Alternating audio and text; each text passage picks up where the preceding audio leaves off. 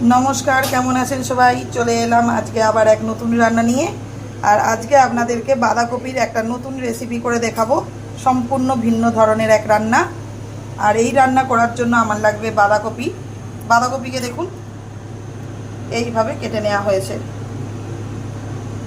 বাঁধাকপি, বেগুন, আলু, সজনে ডাঁটা। চলুন রান্নাটা শুরু করা যাক। আর এই রান্নাটা করার জন্য আমার মশলাতে লাগবে,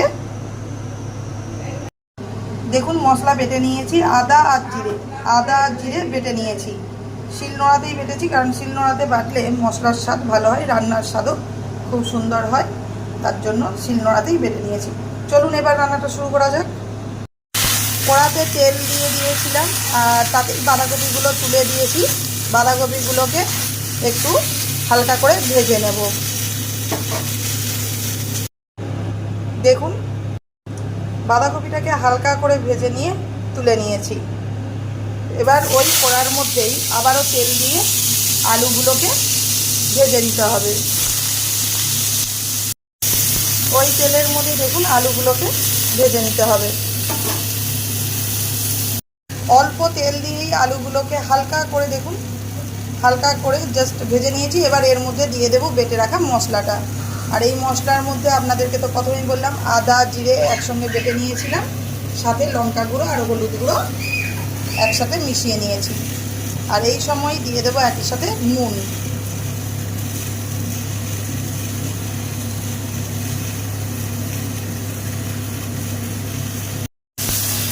এবার মশলাটাকে ভালো করে আলুর সাথে কষিয়ে নেব।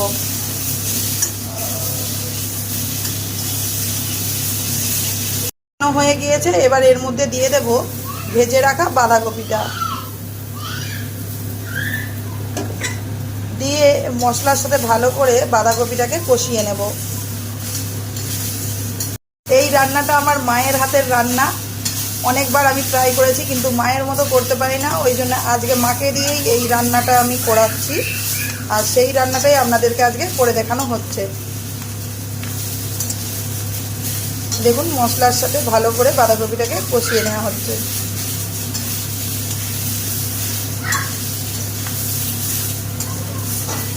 দিয়ে দেবো মশলা জলটা। বাটি ধোয়া মশলা জলটা দিয়ে দিয়েছি, তার সাথে অল্প আলাদা করেও জলটা দেওয়া হয়েছে। পরিমাণ মতো জল দিয়ে দিয়েছি।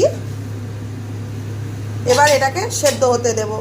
জলটা ফুটে উঠলে তার মধ্যে দিয়ে দেব আগে থেকে ধুয়ে কেটে রাখা সজনে ডাঁটা আর বেগুন।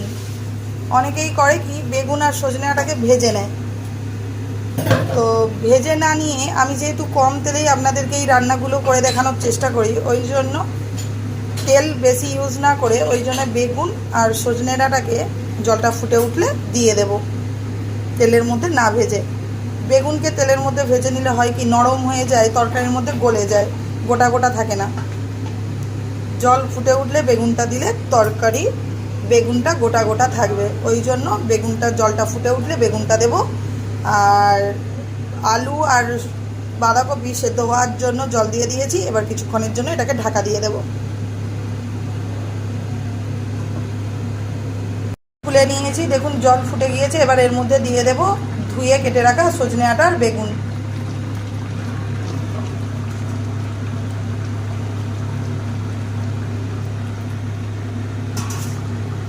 সজনে ডাঁটা বেগুনকে দিয়ে দিয়েছি। এবার ভালো করে এটাকে একটু মিশিয়ে নেব।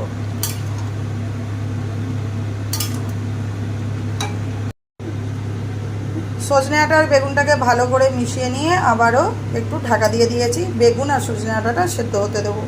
দেখুন বেগুন কীরকম সেদ্ধ হয়ে গিয়েছে, উপরন্তু গোটা গোটা রয়েছে। বেগুন সজনে ডাঁটা আলু সব সেদ্ধ হয়ে গিয়েছে। এবার এটাকে ঢেলে ছোঁকা মেরে দেব। দেখুন ঢেলে নিয়েছি। কড়াতে তেল দিয়ে দিয়েছি, তেল গরম হয়ে গিয়েছে। দিয়ে দিয়েছি দুটো শুকনো লঙ্কাকে মাঝখান থেকে ফাটিয়ে নিয়েছি, আর দুটো তেজপাতাকে দিয়ে দিয়েছি। এবার দিয়ে দেব সামান্য 5 ফোড়ন। সুন্দর দেখুন ভাজা হয়ে গিয়েছে, সুন্দর গন্ধ বেরিয়েছে। এবার এর মধ্যে দিয়ে দেব ভেজে রাখা নিম পাতা। পাতা ভাজা হয়ে গিয়েছে। এবার এর মধ্যে তরকারিটা দিয়ে দেবো, দিয়ে সাথে সাথে ঢাকা দিয়ে দিলে এর ফ্লেভারটা হয় কি তরকারির মধ্যে চলে যায়, ওই জন্য কিছুক্ষণ ঢাকা দিয়ে রেখে দেবো এটাকে। খুলে নিয়েছি, দেখুন কত সুন্দর লেগেছে দেখতে। এই তরকারি গরম গরম ভাতের সাথে অপূর্ব লাগে খেতে। যারা একটু তেতো পছন্দ করেন অবশ্যই এই তরকারিটা একবার অবশ্যই আপনারা বাড়িতে ট্রাই করবেন। কমেন্টে জানাবেন কেমন হয়েছে, কেমন লেগেছে, আপনাদের কমেন্টের আশায় থাকবো। আর সাবস্ক্রাইব করতে ভুলবেন না। কম তেলে সহজ পদ্ধতিতে আপনাদেরকে একটা নতুন ধরনের বাঁধাকপির রেসিপি নিম পাতা দিয়ে করে দেখালাম। দেখুন আলু কীরকম সেদ্ধ হয়ে গিয়েছে, হালকা হাতে একটু চাপ দিলেই আলু কীরকম ভেঙে যাচ্ছে। তরকারি একদম রেডি। এবার এটাকে নামিয়ে নেব। আপনারা দেখে বুঝতেই পারছেন কতটা সুন্দর লেগেছে দেখতে। এটা যারা তেতো পছন্দ করেন প্রথমেই বললাম, অবশ্যই একবার বাড়িতে ট্রাই করবেন আর কমেন্টে জানাবেন।